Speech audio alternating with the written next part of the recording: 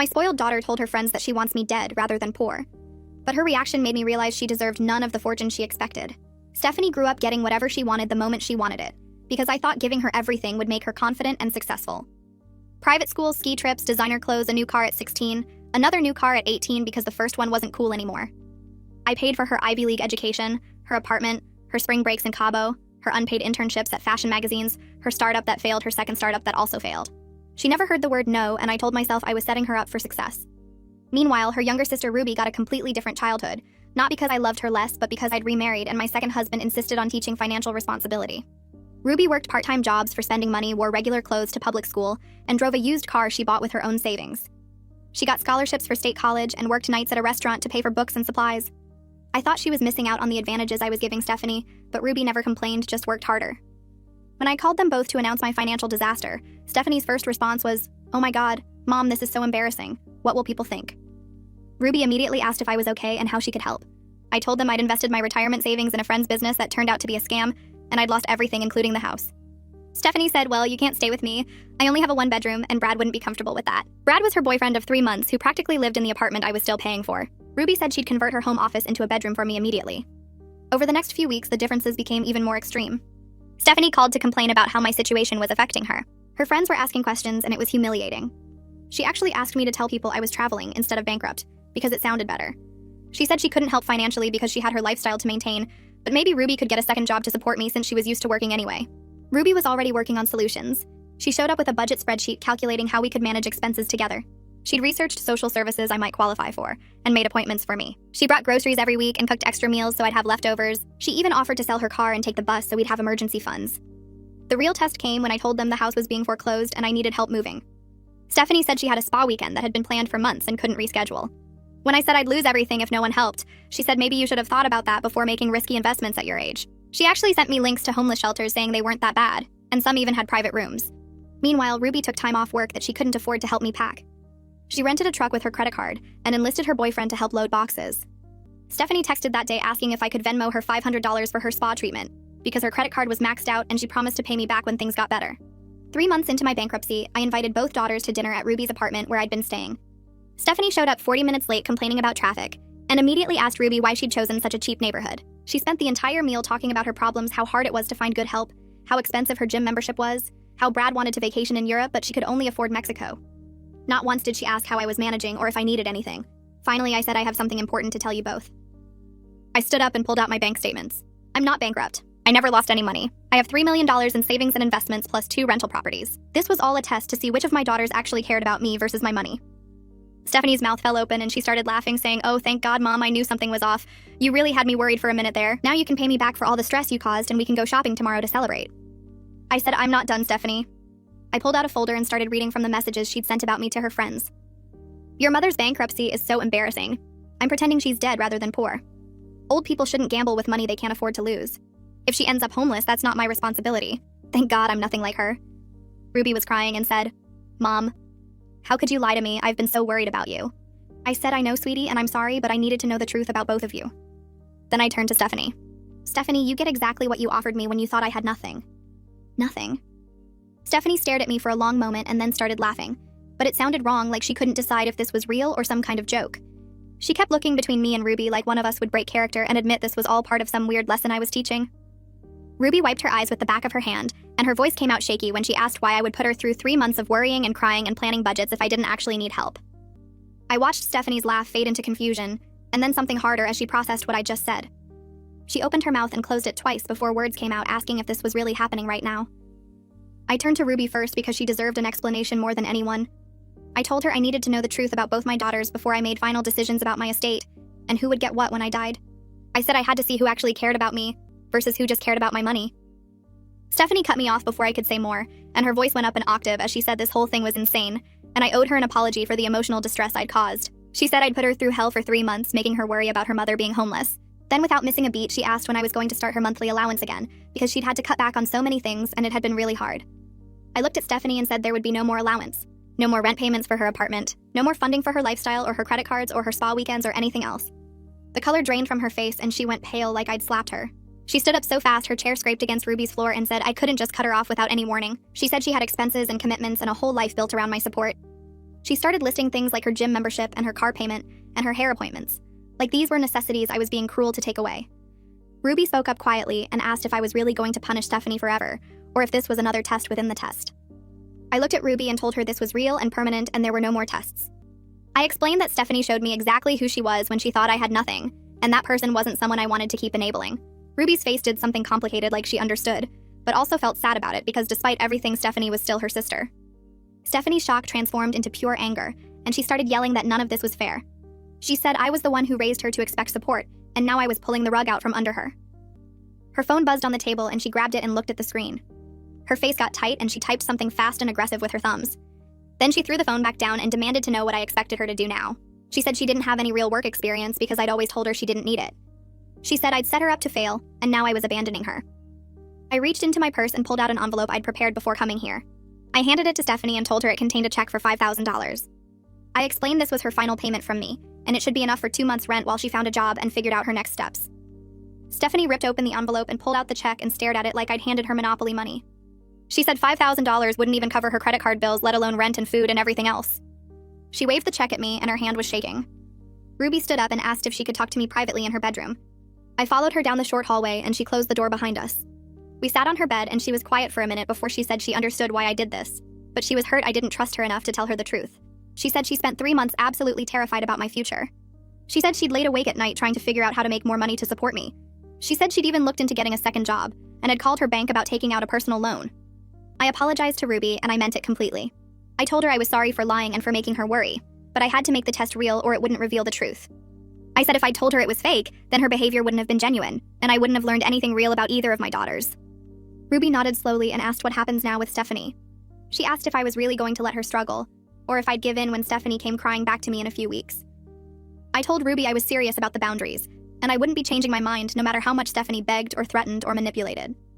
We walked back to the living room and found Stephanie pacing and talking on her phone in a loud, urgent voice. She was saying they needed to talk immediately, and something about how everything was falling apart. When she saw us come in, she ended the call fast and spun around to face me. She demanded to know about her trust fund and her inheritance. She said I couldn't take away what was legally hers, and she'd talk to a lawyer if she had to. Her face was red and her hands were clenched into fists at her sides. I told Stephanie there was no trust fund because I'd never set one up for her. I said my will currently left everything to Ruby with just a small token amount for Stephanie. I explained that after watching her behavior during these 3 months, I decided Ruby was the only daughter who deserved to inherit my estate. Stephanie's face went from red to almost purple, and she screamed that I was a mean old woman who was punishing her for being honest about her feelings. She said those messages to her friends were private, and I had no right to read them. She said everyone complains about their parents sometimes, and it didn't mean anything. Ruby set down her water glass and stood up from the couch. She looked at Stephanie and said the problem wasn't honesty or venting to friends. The problem was cruelty and selfishness and complete lack of care for another human being. Stephanie's face twisted and she spun toward her sister. She started yelling that Ruby had been playing the perfect daughter this whole time just to manipulate me. She said Ruby wanted to steal her inheritance and had been plotting this for months. She pointed her finger at Ruby and accused her of turning me against my own daughter. Ruby stayed calm and said she didn't need to plot anything because Stephanie's own actions revealed everything. Stephanie grabbed her purse off the arm of the chair. She was shaking and her voice got louder as she listed all the ways Ruby had supposedly sabotaged her over the years. I stood up and told them both to stop immediately. The room went quiet except for Stephanie's heavy breathing. I looked at Stephanie and said she had exactly 1 week to move all her belongings out of the apartment I'd been paying for. After 7 days, the locks would be changed and anything left behind would be donated to charity. Stephanie's mouth opened, but no sound came out at first. Then she started saying I couldn't do that because she had a lease and rights as a tenant. I pulled out my phone and showed her the lease agreement where I was listed as the primary leaseholder, and she was just an authorized occupant. I told her the property management company was already notified, and they'd be conducting a move-out inspection in 8 days. Stephanie grabbed her purse and yanked it onto her shoulder so hard the strap nearly broke. She stomped toward the door and slammed it behind her with enough force that a picture frame fell off Ruby's wall and the glass shattered on the floor. Ruby and I stood there looking at the broken frame for what felt like forever, but was probably only 2 or 3 minutes. Ruby bent down and started picking up the glass pieces carefully. She asked in a quiet voice if I was really okay with Stephanie hating me now. I knelt down to help her clean up and said Stephanie's hatred wasn't about losing a relationship with me. It was about losing access to money, and that proved the test had revealed the truth about who she really was. Ruby dropped a piece of glass into her palm and said she'd seen warning signs over the years. She said there were times when Stephanie said cruel things or acted entitled, but Ruby always made excuses because they were sisters and family was supposed to stick together. I told Ruby that family doesn't mean accepting abuse or enabling destructive behavior. We threw away the broken glass and Ruby got out her phone to order a new frame online. Over the next 3 days, my phone became a constant source of noise.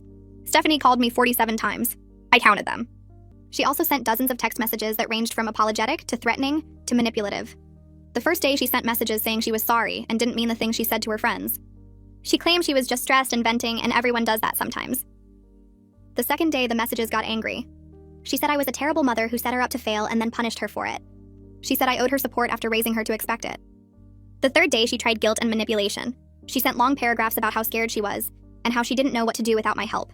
She said she might end up homeless and it would be my fault. I didn't answer any of the calls or texts, but I saved every single one in a folder on my phone in case I needed documentation later for legal reasons. Ruby came over to my house on the fourth day with her laptop. She said we needed to draft a formal letter to Stephanie outlining the new boundaries so everything was clear and in writing. We sat at my kitchen table and Ruby opened a document. She typed while I talked through what needed to be included. No financial support of any kind. No co-signing loans or credit cards. No emergency bailouts or last-minute money for rent or bills. No using my name or credit for anything. We made the language very clear and specific so there couldn't be any confusion or loopholes. Ruby printed 3 copies on professional letterhead. We drove to the post office together and sent 1 copy to Stephanie via certified mail with return receipt so there would be legal proof she received it. I kept 1 copy for my records and gave the 3rd copy to my lawyer. That night, I was back at Ruby's apartment having dinner when someone started pounding on the door at 11 o'clock. Ruby looked through the peephole and turned back to me with wide eyes. She whispered that it was Stephanie and she looked drunk. I could hear Stephanie's voice through the door begging to talk to me. She was crying and her words were slurred. Ruby pulled out her phone and called me even though I was standing right there. She put it on speaker so I could respond. I told Ruby to ask Stephanie to leave peacefully, and if she refused to call the police. Ruby opened the door just a crack with the chain still on. She told Stephanie she needed to go home and we could talk another time when everyone was calm. Stephanie tried to push the door open but the chain held. She started yelling that I was inside and she knew it, and she just wanted 5 minutes to explain. Ruby closed the door and locked the deadbolt. She called the police non-emergency line and explained the situation. 2 officers arrived within 15 minutes. I watched through the peephole as they talked to Stephanie in the hallway. She was sitting on the floor with her back against the wall crying. One officer was a woman who crouched down next to Stephanie and spoke to her in a calm voice. After about 10 minutes, they convinced Stephanie to leave. The male officer knocked on Ruby's door and we let him in. He had kind eyes and asked if this was the first incident. I explained about the constant calls and texts and showed him my phone. He suggested I consider getting a restraining order if the harassment continued. He said it felt extreme, but sometimes it was necessary when family members couldn't respect boundaries. He gave me a card with a case number and said to call if Stephanie came back. The whole situation felt surreal, like something that happened to other people, not to me. The next morning, I called my lawyer and made an appointment to update my will. She had an opening that afternoon, so I drove to her office downtown. Her name was printed on a gold plaque outside a door on the 3rd floor. She invited me into a conference room with a long table and offered me coffee. I explained the situation with Stephanie and showed her the documented calls and texts and the police report number from last night. My lawyer nodded and said she'd handled family estate disputes before. She wasn't surprised by Stephanie's reaction at all. She said entitled adult children often responded this way when they finally faced financial consequences for their behavior. She pulled out forms for updating my will, and we went through each section carefully. I made Ruby the primary beneficiary and executor. I left Stephanie a token amount of $5,000 just so she couldn't claim she was accidentally forgotten. My lawyer explained this would make it much harder for Stephanie to contest the will later. We also discussed setting up a trust for Ruby that would provide support for major life events, but couldn't be accessed all at once. The whole meeting took almost 2 hours, and I felt exhausted when I left. That evening, my phone rang with a number I didn't recognize. I almost didn't answer, but something made me pick up. It was Brad. His voice sounded awkward and uncomfortable. He said Stephanie had told him I cut her off financially, and he was wondering if there was anything he could do to help mediate the situation. He explained they couldn't afford the apartment without my support, and he wasn't sure what they were going to do. I felt a flash of anger that he had the nerve to call me about this. I told him this was between me and my daughters, and he needed to make his own choices about his relationship with Stephanie. He went quiet for a few seconds, and then admitted they had only been dating 4 months, and he wasn't sure he signed up for supporting someone who couldn't support herself. I said I understood his position, but I wasn't going to change my decision, and he should do what was right for him. He thanked me awkwardly and hung up. I sat there staring at my phone, wondering how long it would take for Stephanie to realize Brad was about to leave her. 2 days later, Ruby showed me a text from Stephanie. Brad broke up with me and moved out, and this is all your fault, Mom. You destroyed my life. You took everything from me, and now I have nothing. I hope you're happy. Ruby looked worried and asked if I was okay. I read the message twice and felt a small twist of sympathy despite everything Stephanie had done, but I knew that giving in now would just teach her that throwing tantrums worked. I told Ruby that Stephanie needed to learn that actions have consequences, and enabling her would only make things worse. Ruby nodded, but I could see she was struggling with watching her sister fall apart. The next morning, I woke up to a Facebook message from someone named Jessica, who I vaguely remembered meeting at one of Stephanie's birthday parties years ago. She wrote that she heard rumors I had disowned my daughter over a misunderstanding, and wanted to know if it was true. The message had a concerned tone, but also felt like she was fishing for gossip. I didn't respond, but I had a sinking feeling about where this was coming from. I called Ruby and asked if she had seen anything on social media. She said no, but she would check. 20 minutes later, Ruby called back sounding upset. She had found a post from Stephanie on her public Facebook page. The post said I was abusive and withholding her inheritance illegally. It claimed I had always favored Ruby, and now I was punishing Stephanie for speaking her mind. The post already had dozens of comments from people saying how terrible I was and offering Stephanie sympathy and support. None of these people knew the real story about the test or the messages Stephanie had sent about wanting me dead, rather than poor. Ruby asked what I wanted to do about it. I told her I needed to call my lawyer. My lawyer answered on the third ring, and I explained the situation about Stephanie's social media posts. She listened carefully, and then told me to document everything, but not engage publicly. She said that Stephanie's false story could actually help my case if she ever tried to contest the will, because it showed a pattern of manipulation and dishonesty. I spent the next hour taking screenshots of every post and comment, and saving them in a folder on my computer. I also went through my phone and took screenshots of all the text messages Stephanie had sent over the past few weeks. My lawyer said to keep a detailed record with dates and times in case we needed it later. 3 weeks passed, and I started to feel like maybe things were settling down. Then I got an email from Stephanie's apartment landlord asking about next month's rent. He said the payment was due in 5 days, and he hadn't received it yet. I wrote back explaining that I was no longer responsible for the lease and providing 30 days notice as required by the rental agreement. I attached a copy of the lease showing I was listed as a guarantor, but had the right to cancel with proper notice. Then I forwarded the entire email chain to Stephanie so she couldn't claim she didn't know. I felt bad about it for maybe 10 minutes and then reminded myself that she was 28 years old and perfectly capable of figuring out how to pay rent. The next day, I received a long email from Stephanie. The subject line said we need to talk. The email claimed she had been applying for jobs every single day, but nobody would hire her because she didn't have recent work experience.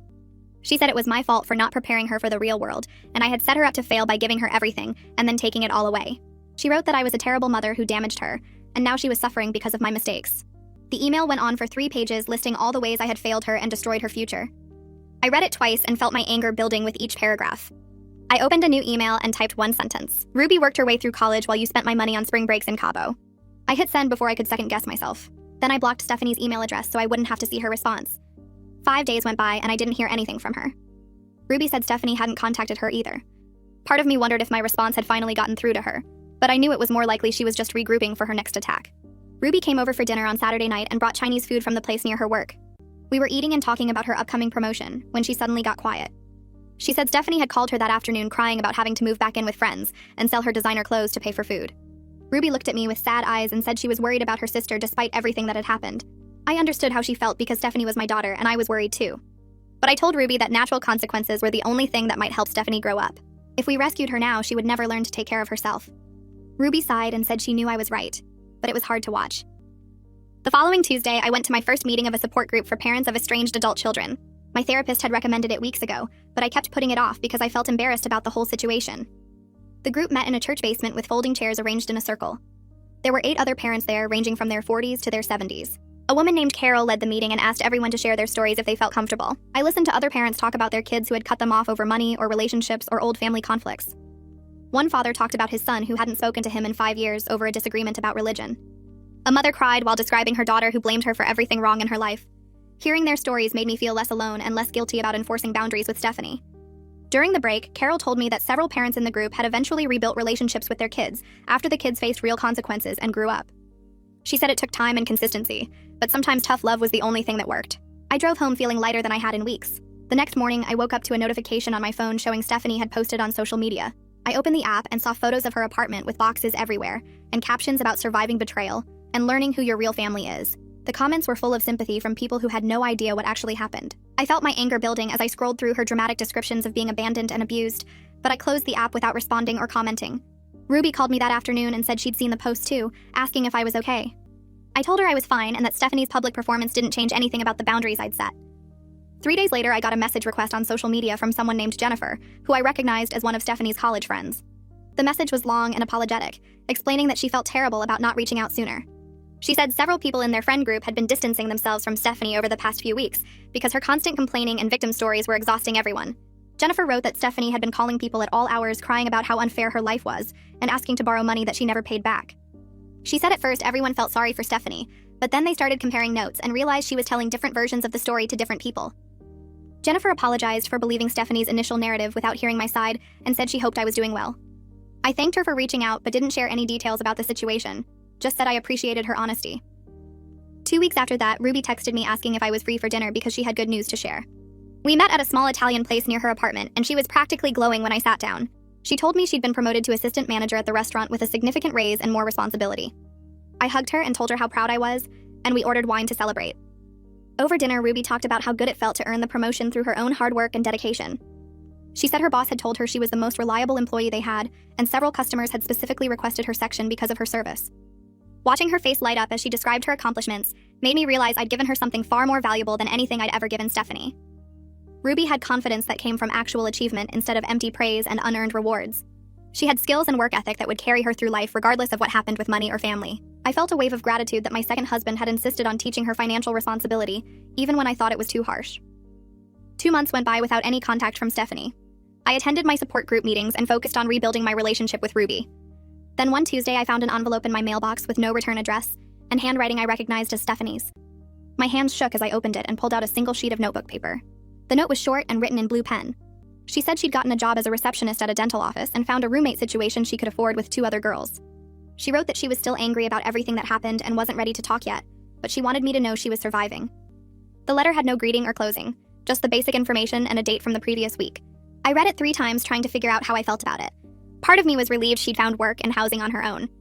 Another part was hurt by the coldness of the message and the continued anger. I brought the letter to my next therapy appointment and showed it to my therapist. She read it carefully and said it was actually a positive sign that Stephanie was taking steps toward independence, even if she was still processing her feelings. My therapist suggested I send a brief response acknowledging her progress without offering money or advice, keeping the door open for future communication without pushing. That evening, I sat at my kitchen table with a blank card and tried to figure out what to say. I didn't want to sound preachy or condescending, but I also didn't want to pretend everything was fine between us. Finally, I wrote that I was proud she'd found a job and housing, that I loved her, and I was here whenever she was ready to have an honest conversation about our relationship. I mailed the card the next day and tried not to expect anything back. Weeks passed and I didn't hear from Stephanie, which didn't surprise me but still stung a little. Ruby and I started having dinner together every Thursday night, alternating between her place and mine. Without Stephanie's drama hanging over us, we could actually talk about our lives and rebuild our relationship. One night at her apartment, Ruby brought up something she'd never mentioned before. She said it was really hard growing up watching Stephanie get everything she wanted while being told she needed to learn responsibility and earn things herself. I put down my fork and listened as she explained how she used to wonder what was wrong with her, that I treated them so differently. Ruby said she knew logically that her stepfather influenced how I raised her, but emotionally she always felt like she wasn't good enough or lovable enough to deserve the same treatment as her sister. Her voice cracked as she talked about watching Stephanie get a new car while she saved for months to buy her used one. I felt tears running down my face as I listened to how much pain I'd caused her. When she finished talking, I apologized for the inequality in how I raised them. I explained that I thought I was helping Stephanie by giving her everything, but I actually hurt both my daughters in different ways. I told Ruby that watching her earn her promotion and build her life made me realize I'd given her the better gift, even though it didn't feel that way at the time. Ruby started crying and said she spent years feeling like she wasn't good enough because I didn't treat her the same way as Stephanie. We sat there crying together, and I held her hand while apologizing over and over for making her feel less than. After we calmed down, Ruby said she understood my intentions were good, even if the execution was flawed, and she was grateful we could talk about it honestly now. The next weekend, my second husband asked if we could take a walk together. We went to the park near our house and walked the loop trail while he told me he was proud of how I'd handled the situation with Stephanie, even though it was painful. He admitted he'd wanted to intervene many times over the years when he saw how I was raising her, but he respected that Stephanie was my daughter and my decision to make. He said watching Stephanie's entitlement grow had been frustrating because he could see where it was leading, but felt powerless to change it. I thanked him for respecting my role as Stephanie's mother, even when he disagreed with my choices. He squeezed my hand and said he was glad Ruby had turned out so well, and that maybe now Stephanie had a chance to grow up too.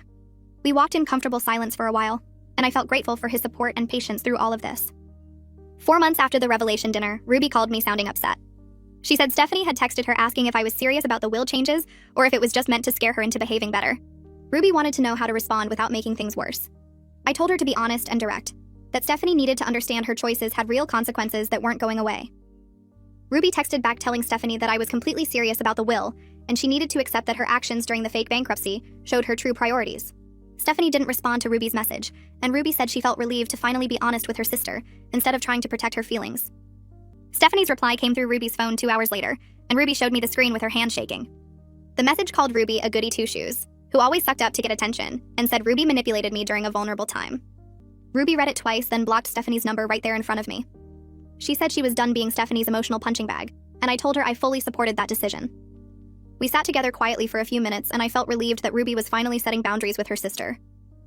The next week, I scheduled a meeting with a financial advisor to discuss setting up a trust for Ruby.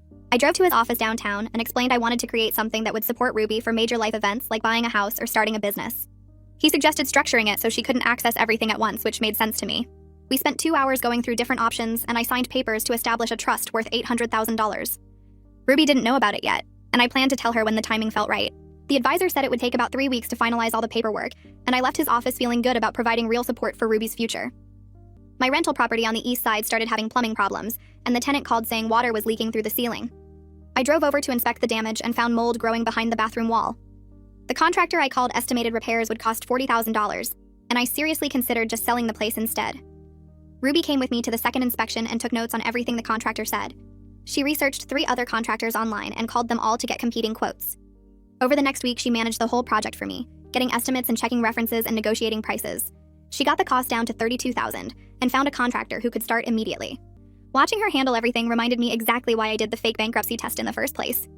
Ruby called me one afternoon sounding surprised and told me she'd just seen Stephanie outside the dental office where Stephanie worked.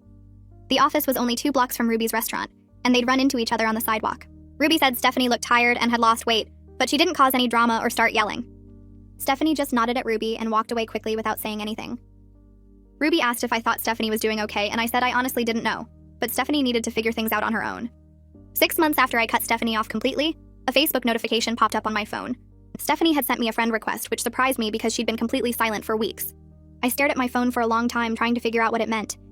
Part of me wondered if she wanted something or if this was a genuine attempt to reconnect. I accepted the request but didn't send her any message, deciding to let her make the next move if she was really ready to talk. My second husband asked what I was going to do, and I told him I was just going to wait and see what happened. A few days later, Stephanie posted photos from a weekend camping trip with some friends I didn't recognize.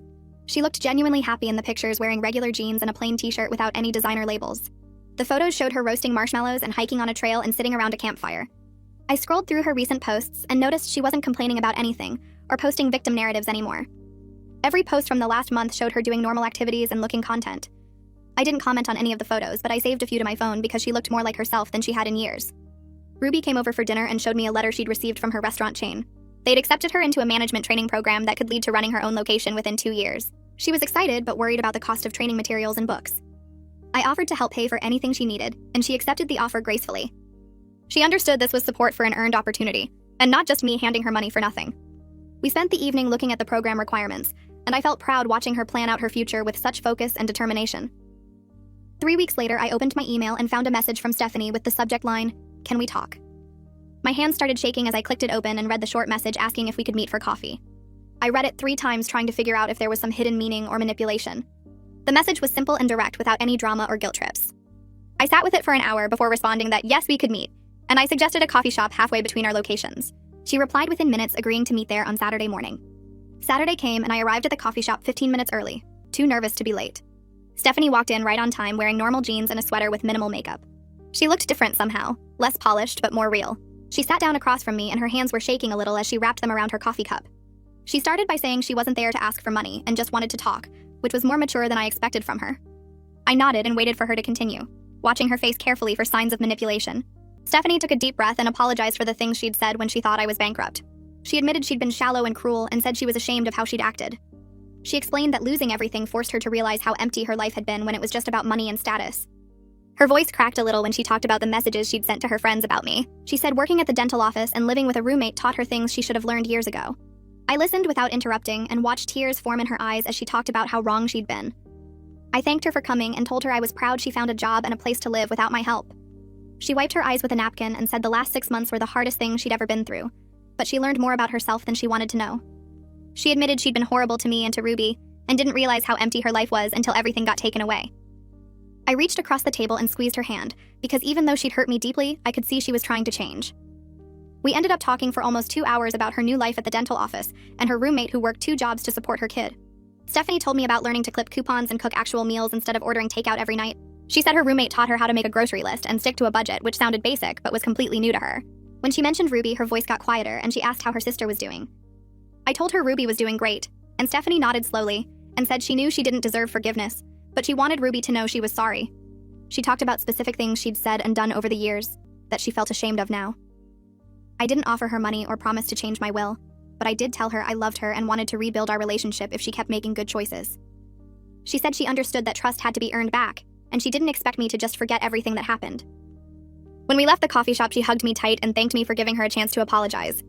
I drove home feeling cautiously hopeful, but also aware that one conversation didn't erase years of entitled behavior. I called Ruby that evening to tell her about the meeting. She listened quietly while I described Stephanie's apology and the changes she seemed to be making. Ruby said she was glad Stephanie was doing better, but she needed more time before she could think about reconnecting with her sister. I told her I completely understood and would never pressure her to forgive Stephanie before she was ready. Ruby admitted she'd been angry at Stephanie for so long that she didn't know if they could ever have a real relationship. I reminded her that she didn't have to decide anything right now and could take all the time she needed.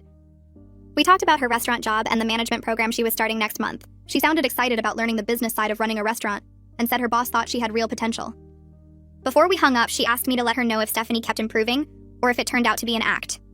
I promised I would and told her how proud I was of the person she'd become. Stephanie and I started meeting for coffee every few weeks after that first conversation. She told me about her coworkers at the dental office and how weird it felt to actually earn a paycheck instead of just spending money I gave her. She described learning to cook simple meals and feeling proud when she made it through a whole week on her grocery budget. One time she showed me a recipe she'd found online for cheap chicken dinners and said her roommate's daughter loved it. She talked about taking the bus to work and how different her life looked compared to a year ago. The changes weren't dramatic or perfect, but they seemed real and steady. She stopped complaining about not having designer clothes or expensive vacations. Instead, she told me about small victories like paying her rent on time or saving $50 from her paycheck. I watched her carefully during these meetings, looking for signs that she was manipulating me or building up to asking for money. But she never asked for anything except my time and attention. She seemed genuinely interested in rebuilding our relationship without the financial component that had defined it before. 3 months into our regular coffee meetings, Stephanie asked if she could apologize to Ruby in person. I told her that decision was between her and her sister, but I would let Ruby know she wanted to talk. Ruby took a week to think about it before agreeing to meet for lunch with me there as a buffer. We met at a casual restaurant halfway between their places on a Saturday afternoon.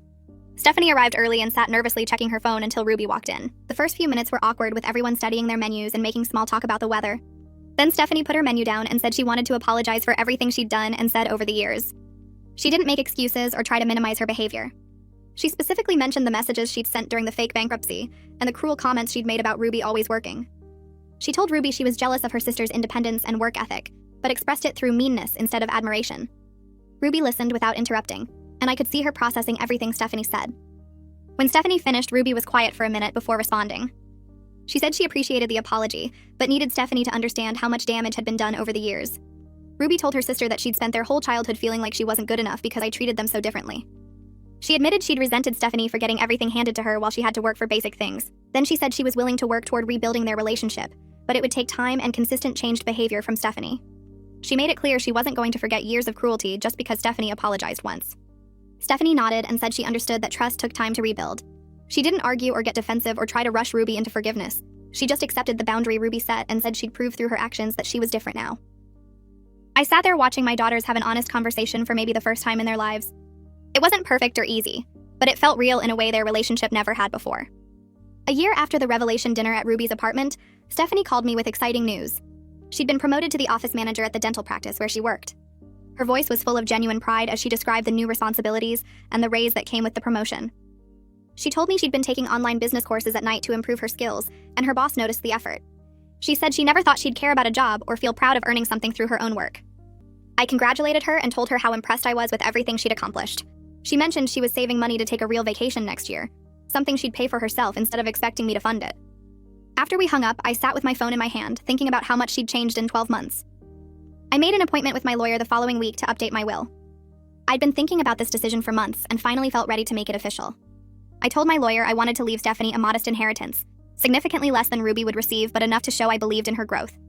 My lawyer suggested structuring it so Stephanie would only receive the money if she maintained employment and financial independence for 5 consecutive years after my death. That way, if she fell back into old patterns, she wouldn't get the inheritance, but if she continued growing, she'd be rewarded for her effort. I agreed with the structure because it protected my intentions while giving Stephanie something to work toward. The amount I designated for her was enough to help with a down payment on a house or starting a small business, but not enough to stop working and live off. Ruby's inheritance remained substantially larger because she'd proven herself over many years and had never needed consequences to develop good character. I signed the updated will feeling like I'd found the right balance between acknowledging Stephanie's progress and rewarding Ruby's consistent integrity. Ruby called me 6 months later with news that she'd been approved for a business loan to open her own restaurant. Her voice shook with excitement as she explained the location she'd found and the menu concept she'd developed based on the comfort food she'd been cooking for years. I asked her to send me the business plan and loan details because I wanted to help with startup costs as a gift, not a loan. She tried to refuse at first, saying she could manage on her own, but I insisted that supporting her dream was different from enabling entitlement. We settled on an amount that covered kitchen equipment and initial inventory while she handled rent and staffing from the loan. The next 4 months flew by as Ruby transformed an empty space into a cozy neighborhood restaurant. I helped paint walls and assemble furniture alongside her boyfriend and a few friends she'd hired as staff. Stephanie texted Ruby asking about the opening date and whether she could help with anything, which surprised both of us. Ruby cautiously invited her to the soft opening, and Stephanie showed up on time carrying a huge bouquet of flowers and a card congratulating her sister. She didn't ask for special treatment or complain about the location or make the moment about herself. Instead, she helped set tables and chatted with customers and genuinely celebrated Ruby's accomplishment without any trace of jealousy or resentment. I stood near the kitchen watching my daughters work together for the first time in years. They laughed about a mishap with a food order, and Stephanie complimented Ruby's cooking with real admiration in her voice. The moment felt fragile, like something that could shatter if I breathed too hard, but it was real in a way their relationship had never been before. They weren't playing roles or competing for my attention or measuring themselves against each other. They were just two sisters supporting each other because they wanted to, not because they had to. After the dinner rush died down, Stephanie pulled me aside near the back hallway. She said she needed to tell me something, and her hands twisted nervously around her purse strap. I braced myself for a request for money or a complaint, but instead she thanked me for doing the test, even though it was brutal and humiliating. She admitted she'd been becoming someone she didn't like and didn't know how to stop until I forced her to face reality. She mentioned she'd been dating someone new for 3 months who worked in construction and didn't care about designer labels or expensive restaurants. She said it felt good to be valued for who she was, rather than what she could spend, and she finally understood why Ruby had always seemed more content, despite having less. I hugged her and told her I was proud of how far she'd come, and that growth was never easy, but always worth it. 2 years after the revelation dinner at Ruby's apartment, both my daughters were thriving in ways that felt authentic and earned, rather than handed to them. Ruby's restaurant had become a neighborhood favorite with a waiting list on weekends, and she'd hired 3 additional staff members. Stephanie managed the dental office where she worked and was finishing her business degree online, taking classes at night after long shifts. We started having Sunday dinners together every month, rotating between Ruby's restaurant when it was closed and my house, and occasionally Stephanie's modest apartment. The conversations flowed easily with laughter and genuine interest in each other's lives, rather than the tense silences and competitive updates from before. Ruby shared stories about difficult customers and new menu items, while Stephanie talked about her classes and her boyfriend's construction projects. I watched them tease each other affectionately and offer advice without judgment, and make plans to see each other outside our monthly dinners. The relationships we'd built felt real and solid, based on honesty and genuine care, rather than money and obligation.